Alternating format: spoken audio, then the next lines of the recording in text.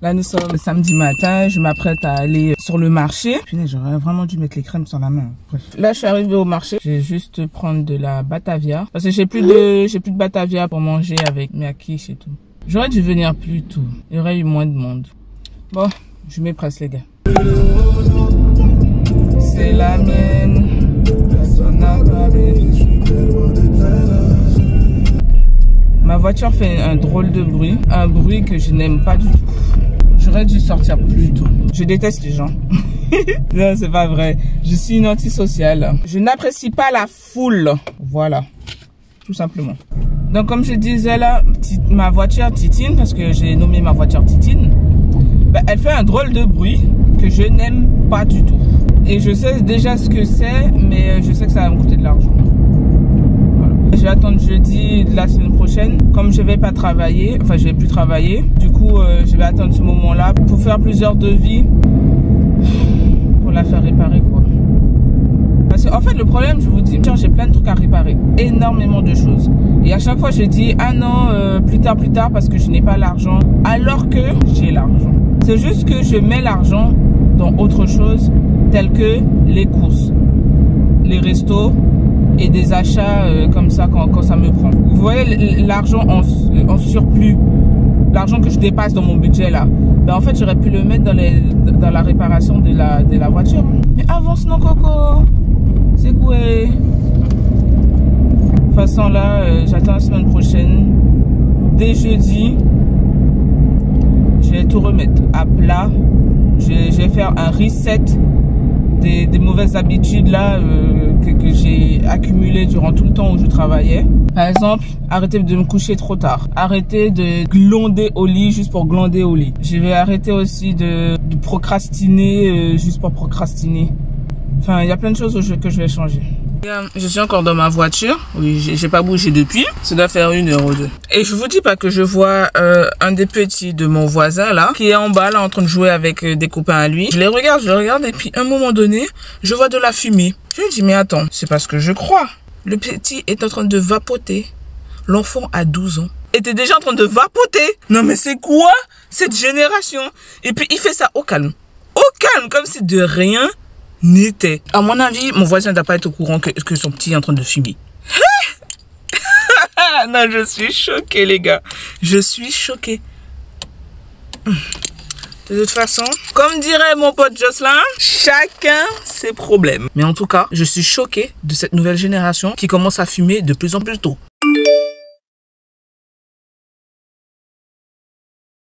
Il est 16h30, j'ai fait pas mal de choses hors caméra. J'ai mangé, j'ai fait mon ménage, j'ai fait ma lessive, j'ai nettoyé mon frigo parce que ça faisait des semaines que j'étais censée nettoyer mon frigo mais je repousse à chaque fois. Vous connaissez ce truc de la flemme?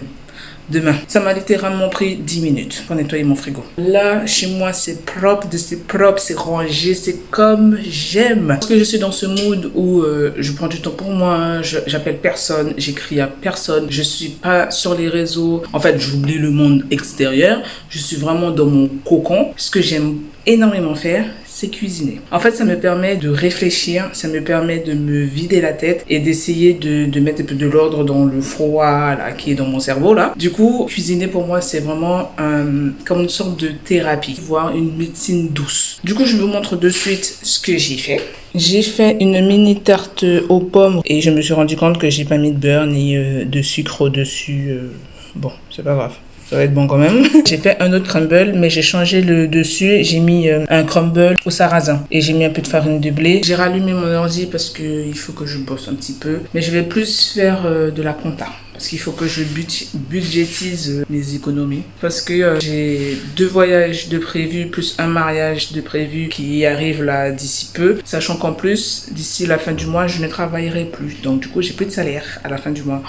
Ça va être compliqué. Donc voilà. Ouh, mon espace de bureau. Oh là là, c'est trop beau, c'est trop cosy, c'est trop waouh. Lorsque j'aurai une maison, je vais avoir le même espace de bureau, le même esprit, voire un peu plus amélioré. En tout cas, je veux ça. Je veux absolument ça. En faisant un peu mon budget du mois, si je vois que je peux me permettre de prendre un petit McDo ou un petit Burger King, parce que ce soir, c'est ce que je vais manger. Même si, franchement, j'ai bien envie d'un Thaï. Mais en même temps, je sais pas. Je préfère Burger King. J'aime trop ma solitude, c'est un truc de malade. C'est vrai que parfois, elle est un peu pesante, cette solitude. Mais d'autres fois, comme aujourd'hui, là, j'ai enfin retrouvé la paix intérieure. Parce que cette paix-là, je l'avais perdue. Et là, depuis peu, je la retrouve. Et vivre seul, moi, je vous le dis, hein, il n'y a pas mieux. Ah oui, ah moi je vous le dis, il n'y a pas mieux. Je suis pas pressée de vivre avec un homme. Je sais que c'est égoïste ce que je dis, j'assume pleinement. Le jour où je vivrai avec un homme et que j'aurai des enfants, j'ai l'impression qu'en fait je vais péter un câble tous les 3 mois, voire chaque mois. Parce que ma patience aura des limites, mais une limite très basse. Tous les mois ou tous les 3 mois, je vais quitter la maison sans donner de nouvelles. Je vais laisser les gosses au père et puis je vais revenir 3 mois après. Je pense que je ferai ça, ouais. Les gens, ils négligent beaucoup trop le fait d'avoir des moments seuls, d'être avec soi-même. C'est pas égoïste hein, de penser qu'à soi. En fait, si. Qu'est-ce que je raconte ici? C'est égoïste, mais c'est un bon égoïsme. Ce sera compliqué pour moi de vivre avec quelqu'un parce que ça fait 12 ans que je vis toute seule. Donc vivre avec un homme, là, je sais pas. Parce que quand je vois mes potes en couple, vivant avec leurs mecs ou ayant leurs enfants et tout ça, et je vois comment elles galèrent, je vois comment elles sont au bout de leur vie, ça me tente pas beaucoup, non. Franchement, je dis courage à toutes ces femmes, courage à mes potes, d'ailleurs je leur dis souvent ça, moi je pourrais pas. Je sais pas.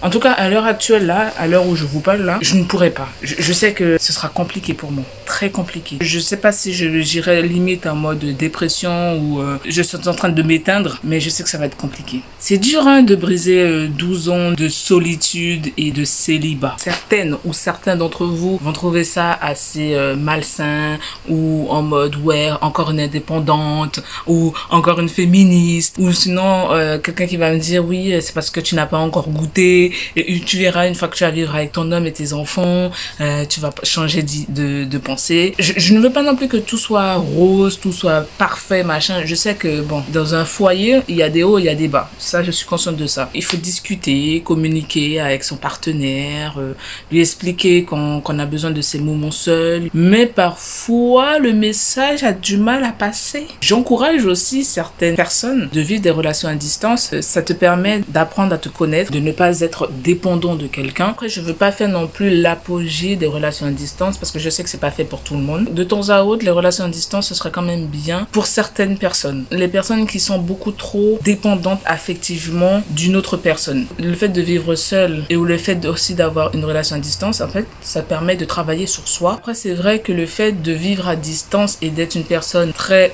indépendante, soliste et tout, ben parfois ça me joue des tours parce que j'arrive pas à penser pour deux. Je pense souvent pour une. Ça vient du fait que j'ai été longtemps, enfin, j'ai été très longtemps seule chez moi. Comme je vous ai dit, ça fait 12 ans que je vis toute seule. Donc autant vous dire que c'est assez compliqué de faire entrer quelqu'un dans ma life. Je vous assure que je fais pas mal d'efforts, j'essaie de changer tout ce truc-là, mais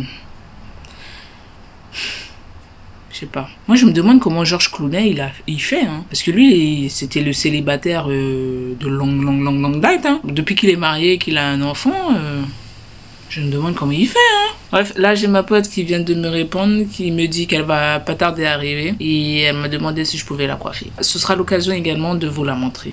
Bon, allez, avant qu'elle n'arrive, là, je vais faire mon truc de budget, là. Bon, voilà Nicole. Elle est en train de manger mon truc alors que j'ai même pas goûté. C'est bon au moins? Ouais, le sarrasin, ça passe, hein. Ah ouais, finalement. T'as vu comment elle était en train de critiquer? Et finalement, ça passe. Tu peux la filmer aussi, elle, hein? Non, elle a dit non, elle. Donc, il n'y a que moi qui a le droit de te filmer. Oui. Non, sérieusement, là, le truc est cuit? Non, c'est bon. C'est parce qu'il y a le sucre. T'as du coco? Pourquoi il y a comme du coco? Je pense que ça doit être le goût du sarrasin, là, qui fait ça. C'est pas les trucs bretons, hein? Ben oui, Nicole. Je t'ai dit, c'est la farine qu'on utilise pour faire la galette de blé, là. Non, ça passe, hein? Elle a pas voulu de ma tarte aux pommes parce que j'ai oublié de mettre du sucre. Tu peux mettre du sucre glace. Je n'ai pas. C'est pourquoi le truc est chute dans ta bouche là? C'est parce que j'ai mis du sucre vanillé au-dessus des pommes et après j'ai mis mon truc de crumble dessus là. C'est pour ça que c'est douce comme ça. En plus, je partage pas. Ah oui, c'est ce que je vois. Vous imaginez que j'ai fait mon truc pour moi. La fille, elle a débarqué, elle a dit: ah, Tu savais que j'arrivais? Ben merci d'avoir fait le dessert. Est-ce que c'est pour toi que j'ai fait ça, franchement? Regardez-moi ça. Est-ce que c'est normal? Est-ce que la fille, elle a mangé plus de la moitié du truc? Oui. En tout cas, elle a dit que c'était très bon. Et que ça aussi, même si j'ai oublié de mettre le sucre par-dessus.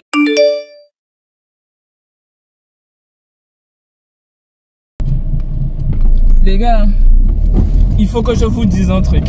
Je sors de Burger King. Sur la route pour aller à Burger King, je passe devant la station Total Essence quoi. Je me suis dit bon vas-y, ça fait des jours que je repousse cette histoire de regonfler mes pneus. Autant y aller. Bon, je suis pas pressé, c'est juste pour aller voir pour acheter un truc de Burger King. J'y vais. Donc j'y vais et tout ça et je vois qu'il y a déjà quelqu'un. Un mec. Attendez. Il doit avoir à peu près mon âge ou ça doit être un jeune genre de 25, 27 ans, bah, comme ça. Du coup, moi, je suis là, j'attends. Je suis là en train d'écouter mon Joe doit être filé. J'attends qu'il finisse, quoi. Mais je vois que, tu vois, il me lance des regards, genre un regard appelant. Bon, ok, du coup, je baisse ma musique pour l'entendre. Et j'attends de voir si me regardait vraiment parce qu'il m'appelait. Il met son truc dans son pneu. Et après, il se relève et il me regarde encore. Mais vraiment, là, c'était vraiment... Là, j'ai bien compris, c'était l'appel, le regard de... Viens m'aider, quoi. Je descends de la voiture. Et je lui demande, j'ai dit, tu veux que je t'aide? Après, il me fait, oui, ce serait gentil, s'il vous plaît, tout ça. J'ai dit, ok, il n'y a pas de souci. Moi, je suis là, j'appuie pour qu'il gonfle ses pneus et tout ça. Après, je lui dis, c'est fini, du coup? Il me dit, oui. Tu as fait les 4? Il me dit, oui. Bon, moi j'ai le tutoiement facile. Enfin, voilà, j'ai l'impression que le gars était mon poteau, mais laisse tomber. Je vais pour aller dans ma voiture. Non, avant ça, attendez. Avant qu'il finisse de tout gonfler les pneus, le premier pneu, je lui dis, attends, est-ce que tu as fait tous tes pneus? Il me dit non, il m'en reste un encore. Je lui ai dit, ok, ben attends, parce que comme j'avais laissé le moteur tourner, j'ai dit, attends, on va... Ah ouais, il y a le feu. Ça va vers chez moi. Eh, j'avais pas laissé un truc à allumer? Non. Normalement non. Bon bref, on continue. Donc du coup j'ai dit attends, je vais couper le moteur parce que bah, le truc il tourne pour rien quoi. Il me dit ok d'accord. Donc je vais couper. Et au moment où je me retourne pour aller vers le truc pour gonfler les pneus là, je vois qu'il me regarde mais il sourit. Je me suis dit mon gars t'es en train de me mater. Je suis désolé mais t'es en train de me mater. Sauf qu'au moment où je me suis retourné, ben, nos regards se sont croisés, quoi. Donc, je pense qu'il a dû sourire en mode gêné.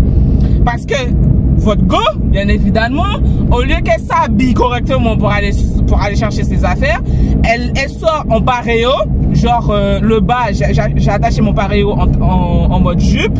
Et puis, j'ai mis un débardeur sans soutif. Enfin, la meuf... voilà. Je m'attendais pas à croiser quelqu'un en fait, tout simplement. La ville est pratiquement vide, il fait tard, les gens sont chez eux en fait, ils sont pas dehors. Bref, je retourne, je vais pour gonfler ces trucs machin tout ça. Et c'est là que je lui demande est-ce qu'il a fini de gonfler ses pneus. Il me dit oui, j'ai dit ok.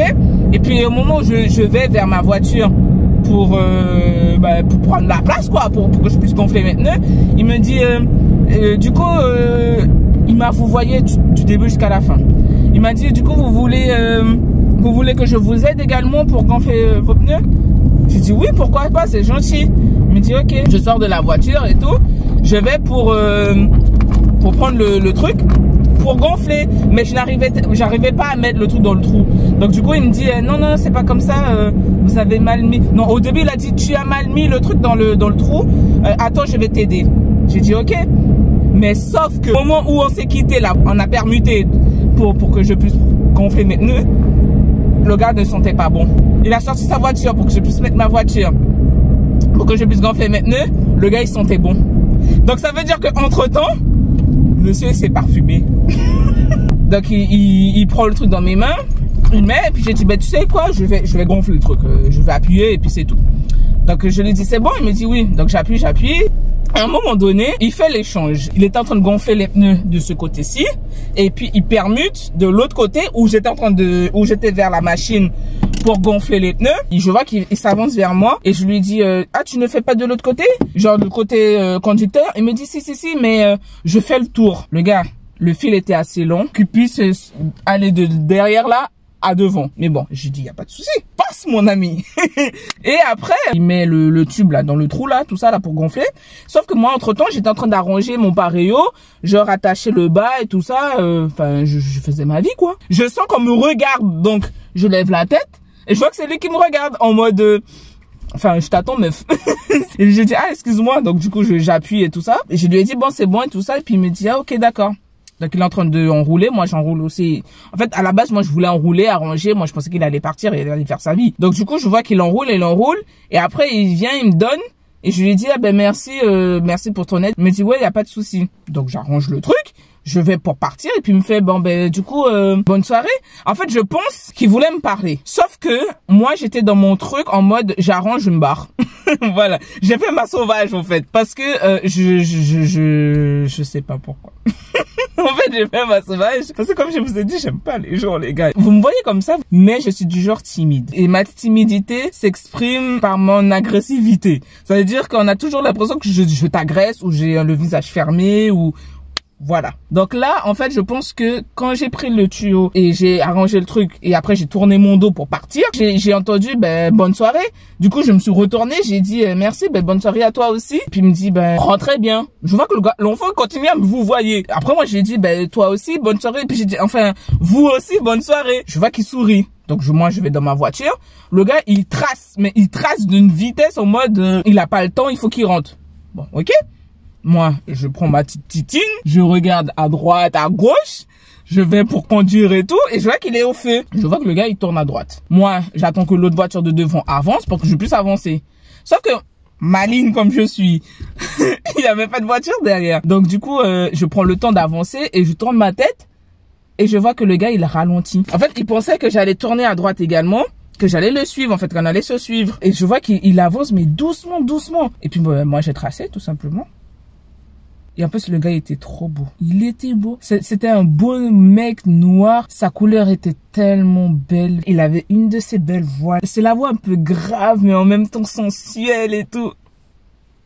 Et quand j'étais sur la route, et puis je me suis dit, punaise, Nicole, il faut toujours que tu sois habillée de manière chum pour rencontrer des bons gars. En plus, c'est vrai, c'est toujours quand je suis la moins avantagée que je fais des rencontres. Je ne sais pas pourquoi. Après, je me suis dit, mais alors, je partais dans l'idée qu'il y aurait eu personne dans la ville. J'aurais croisé personne. J'aurais fait ma petite vie tranquille. Et il a fallu que je rencontre le gars. Peut-être qu'un jour, on va se recroiser. Bref, c'était petit, hein. Peut-être qu'un jour, on va se recroiser. J'en sais rien. Des petites rencontres comme ça fait plaisir. Ça fait vraiment plaisir. Mais je pense qu'il voulait vraiment me parler, hein. Mais j'ai été trop sauvage. C'est ça mon problème aussi. Enfin bref, je vous laisse.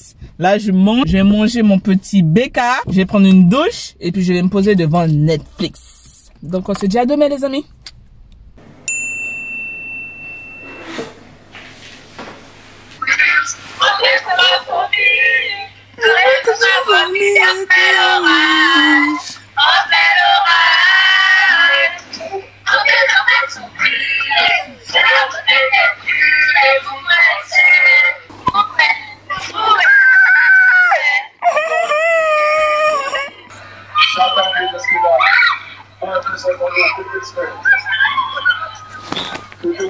Regardez ma nounousse. Comme vous venez de voir, je viens d'assister à la fin d'un concert de Kalash en Guyane. Et du coup, comme ma sœur, elle sait que j'adore Kalash. Elle a vu que je lui répondais à tous les messages qu'elle m'envoyait. Donc elle a eu la meilleure idée de m'appeler en vidéo WhatsApp et de me faire assister au concert. Que dire, cœur sur toi la 6.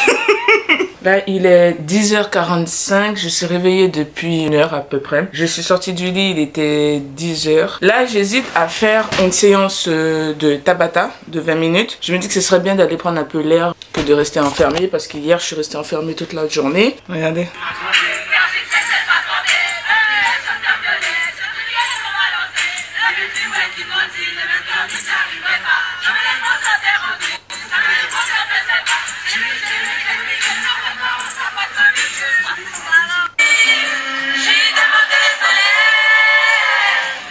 Je le vois en face.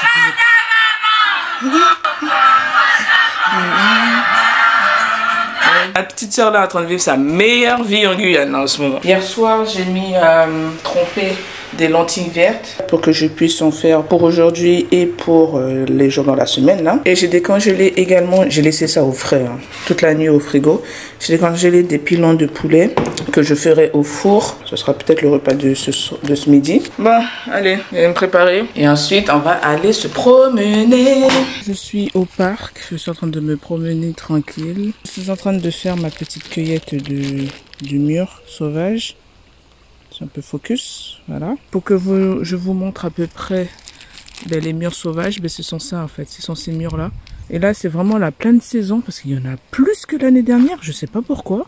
Je pense que ça doit être le fait qu'il pleuve autant comme ça. Donc là, j'en ai déjà eu une bonne petite récolte. Attendez. Focus. Voilà. Du coup, j'ai continué à marcher, à me promener un peu, tout en écoutant la vidéo de My Better Self avec la journaliste là qui fait ça commence aujourd'hui ou un truc comme ça. Je vais continuer à faire ça et après je vais rentrer parce que je commence à avoir faim. Bon les gars, là je suis rentrée, il est 13h20, je suis claquée. Franchement cette petite marche m'a fait du bien. Le fait de bouger mon corps un petit peu parce que en ce moment je bouge pas beaucoup. C'est vrai que j'ai fait quelques séances de sport à la maison cette semaine. Ça fait 2 semaines que littéralement je rentre dans ma sédentarité. Le fait d'avoir marché, de profiter de la nature, d'avoir écouté des podcasts et d'avoir fait ma petite cueillette de mûres sauvages et tout. Enfin ça m'a fait du bien. Ce que j'aime faire en ce moment c'est écouter énormément de podcasts sur l'éducation financière, l'entrepreneuriat, mais plus l'éducation financière que l'entrepreneuriat. J'écoute aussi des interviews de My Better Self. Pas forcément elle qui interviewe ses invités, mais plus l'inverse. Du coup, elle est interviewée. Parce que j'aime bien sa manière de penser sur le travail, le faire et de ne plus avoir peur du regard des autres et tout ça. C'est une femme ambitieuse tout simplement. Pour mon cas, on m'a souvent reproché mon côté ambitieux. On m'a dit que mon ambition était un défaut comme une qualité, mais plus un défaut qu'une qualité. À travers mes relations amoureuses, j'ai vu que ça a souvent été un souci. Pour la plupart, les raisons de séparation, ça a été le fait que j'en veuille beaucoup trop. Et du coup, eux, hommes, quoi, ils étaient pas prêts à assumer ce beaucoup trop. Ce que j'ai toujours fait, c'est refouler ce côté ambitieux qui est en moi. C'est-à-dire vouloir un travail qui paye juste mes factures, je me contente de peu, pas vouloir, par exemple, améliorer plus certains aspects de ma vie. Vous voyez ce genre de... Voilà. Sauf que depuis quelques temps, j'ai l'impression que à force de faire ça, j'ai l'impression de me brider pour des gens. Pourquoi faire? Pour rien en fait, parce que c'est pas eux qui payent mes factures. Et vous savez, la dame là que j'ai coiffée lundi, en fait elle a une éducation financière qui est propre, j'ai l'impression, à la mienne. Je vais pas dire que c'est quelqu'un de radin, elle est absolument pas radine, mais c'est juste que elle a une discipline concernant ses finances que j'admire beaucoup. C'est une discipline que j'aurais aimé avoir et que je sais que j'aurais, parce que il suffit juste que je me bouge un peu les fesses pour que je l'ai, voilà. Et je sais que j'ai quelques aspects de son mode de gestion financière, mais c'est pas aligné, c'est un peu fouillaillaya. Ce que je vais faire durant ces prochaines années, déjà durant ces prochains mois, on va faire à court terme, c'est de prendre tous ces petits points là qui sont dispersés et de les aligner. Par exemple, arrêter de craquer pour aller au resto alors que j'ai de quoi manger. Et arrêter de vouloir satisfaire les besoins de mes proches. Je m'explique. C'est-à-dire que si on me dit allez viens prendre un verre, viens on va au resto, machin tout ça, et que je n'ai pas les finances ou que je n'ai pas envie, je ne vais pas répondre oui pour lui faire plaisir alors que financièrement parlant je ne peux pas. Que ça c'est quelque chose que j'ai souvent fait, même en termes de voyage aussi, hein, genre ouais quand est-ce que tu viens nous voir, ouais passe nous voir, ouais machin. Du coup moi je fais en sorte de partir les voir, d'être dispo et tout ça. Alors que parfois, financièrement parlant, il n'y a pas la thune. Sauf que mes amis, mes proches, tout ça, ils sont pas au courant de ça parce que je montre pas en fait que je suis broke. Voilà, on va parler français. Si on va au resto, je vais payer le resto. Si on va faire une sortie, je vais y aller. Si à un moment, on a envie de prendre une glace, des trucs comme ça, je vais payer ma glace, machin. Vous voyez, je vais suivre le mouvement. Et puis, une fois que j'aurai fini de vivre ma vie pendant une semaine ou deux, et que je rentre chez moi à découvert comme jamais, une fois que je rentre, mes amis, ils savent pas ça. Pour eux, c'est juste, on a passé un bon moment et tout ça. Après, je mets un point d'honneur, on ne m'oblige à rien. Avant qu'on dise, oui, mais on t'a pas obligé, machin, tout ça. Je sais. Si je peux, je viens. Si je peux pas, je viens pas. En fait, c'est tout simplement ça. En fait, si vous voulez, mon langage de l'amour, c'est passer du temps avec eux. Rendre service. C'est ça mon langage de l'amour. Parce que pour moi, le temps...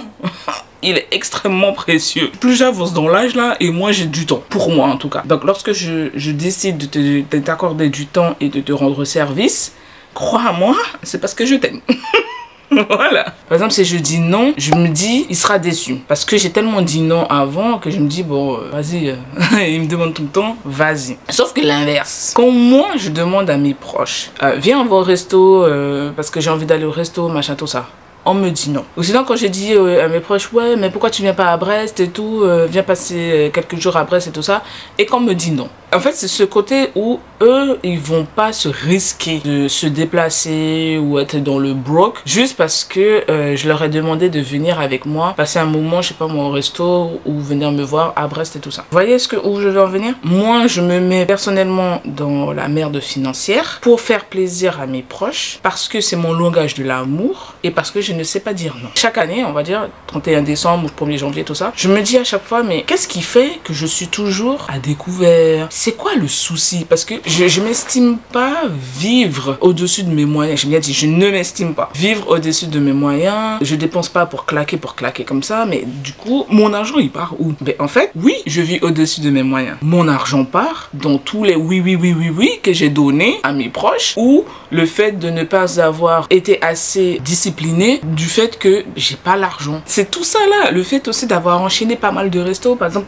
quand je voyage, moi, je voyage en me disant que ma carte bleue ne me dira jamais non. C'est une expérience de la vie. Enfin, moi, j'ai pas envie d'être là en mode à compter les centimes. Moi, quand je voyage.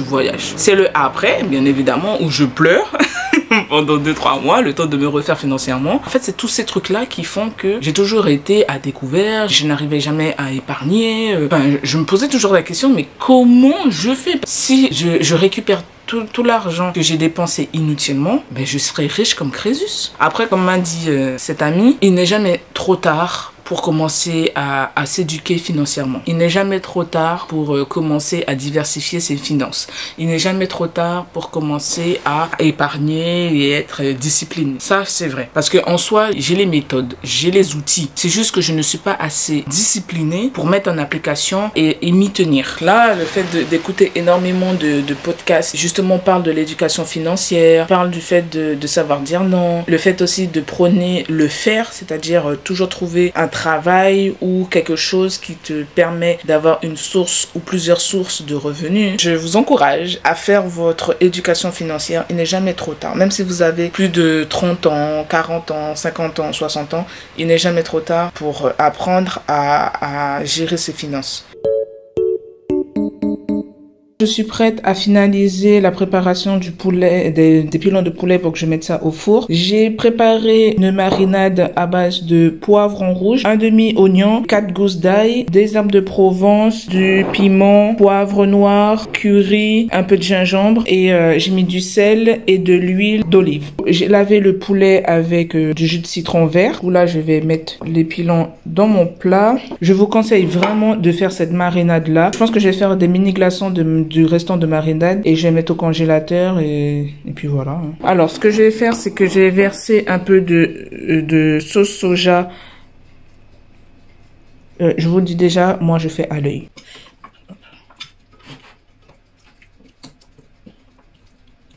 Je vais prendre un peu de ma marinade et mettre sur mes pilons de poulet. Voilà.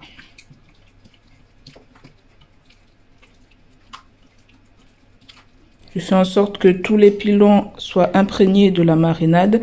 Ce que j'ai fait en amont lorsque j'ai préparé les pilons, j'ai fait des petites entailles. Ah oui, dans la marinade, si vous avez du persil et des échalotes également, vous pouvez les rajouter tout ça pour que ça ait encore plus de goût. Moi, j'en ai plus. Du coup, bon, je fais avec ce que j'ai, quoi. Je viens de rajouter 2 cuillères à café de mayonnaise. Si vous avez un mélange de mayonnaise et moutarde, c'est encore mieux. Donc, bon, moi je fais, comme je vous ai dit, je fais avec ce que j'ai. Je trouve que lorsque je mets de la mayonnaise dans ma marinade pour la préparation de mon poulet, surtout quand je dois faire en barbecue, ben je trouve que ça donne un meilleur goût. Là, on étale bien le tout.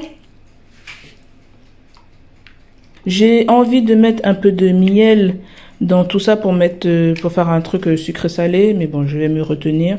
Ce sera sûrement pour la prochaine fois. Ensuite, ce que je vais faire, c'est que je vais rajouter 2 tomates que j'ai émincées. Vous êtes vraiment pas obligé de rajouter les tomates. Hein. Ça, c'est vraiment parce que c'est moi. Hein. Mais je trouve que c'est meilleur quand il y a des tomates. Je rajoute des oignons. Let's go pour 40 minutes au four à 210 degrés. Je viens de transvaser le restant de ma marinade dans mon bac à glaçons. Comme ça, j'en aurai pour les prochaines fois où je vais préparer du poulet ou lorsque j'aurai juste besoin de ma marinade. Là, on va faire la recette des lentilles vertes. Ce que je vais faire, c'est que je vais allumer la plaque. Je vais mettre à feu vif. Je vais utiliser mon huile d'avocat. Si vous n'avez pas d'huile d'avocat, ce n'est pas grave. Hein. Utilisez de l'huile d'olive, ça fera tout autant l'affaire. J'achète mon lard fumé chez le boucher sur le marché et ensuite je les découpe comme ça pour faire des lardons. Je recommande à 10 000 % les gars.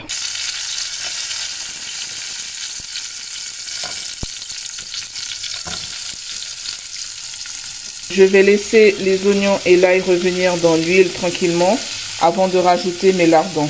À ce stade de la cuisson, je rajoute quelques lamelles de lardons. Et rien ne vous oblige à mettre des lardons fumés dans la préparation des lentilles.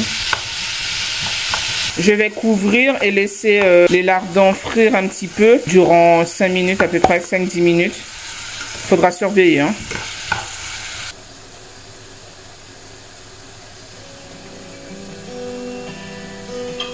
Bon, je vais vérifier si c'est bon. Ah ouais, là c'est plus que bon. Ah ouais, c'est bon. C'est plus que bon même.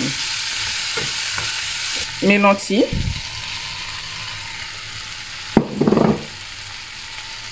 Je vais rajouter mon cubord. Ou sinon vous mettez du sel hein, si vous ne souhaitez pas utiliser du cubord. Un peu de poivre noir. On mélange le tout.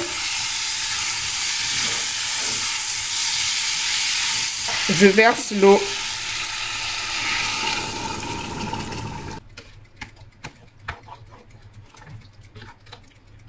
Et là, ben, c'est parti pour 10 à 20 minutes de cuisson. Alors, à ce stade de la cuisson, les lentilles sont prêtes. Voilà, elles sont cuites, c'est bon. Concrètement, ça a mis 10 minutes de cuisson parce que j'ai laissé les lentilles tremper hier soir à partir de 22 h jusqu'à 13 h. Donc, c'est pour cela qu'après, au niveau de la cuisson, ben, ça va assez vite. Ce que vous pouvez faire, c'est rajouter un peu de lait de coco. Je n'ai pas de lait de coco. Du coup, je vais rajouter un peu de lait de riz. Voilà. Hors caméra, j'avais rajouté quelques clous de girofle. Je rajoute mon persil. J'ai réduit le feu à 2, voire même 1. Je peux mettre à 1. Hein. Franchement, là, les lentilles sont plus que cuites. Hein. Du coup, concernant le poulet, ben, il vient de finir de cuire. Ça sent très bon. Franchement, oh là là. Dommage que vous n'ayez pas l'odeur à travers la caméra parce que, Seigneur, qu'est-ce que ça sent bon. Voici le plat. Ça donne pas envie, ça ne donne pas envie. Je sens que je vais bien manger. Le moment de dégustation, j'ai rajouté un demi-avocat parce qu'un plat comme ça sans avocat, enfin, ce n'est pas logique quoi. Ça sent super bon. J'ai goûté les lentilles depuis la casserole là. Laissez tomber quoi. C'est super bon. Punaise. Non, c'est super bon. Le plat est excellent. C'est un truc de malade. Après, c'est pas parce que c'est moi qui l'ai fait. Hein. Je le dis de manière très modeste. Mais le plat est trop bon. Ça, c'est vraiment un de mes plats préférés au monde. Et puis, vous voyez, faire des lentilles, c'est pas très compliqué. Hein.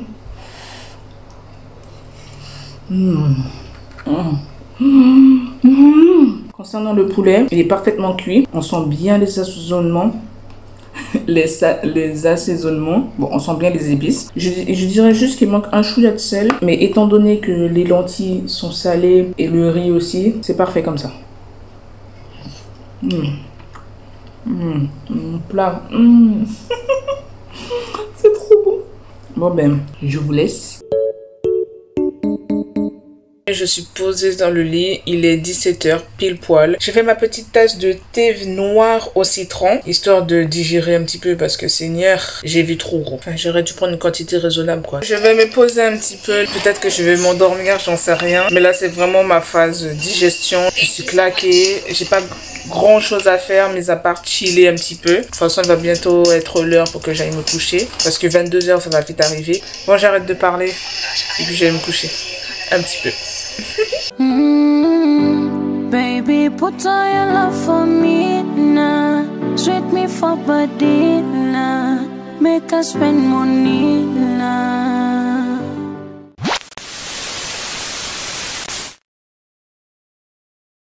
Yeah, I don't really know anymore how to feel something again. Think I'm just scared of falling. Don't wanna go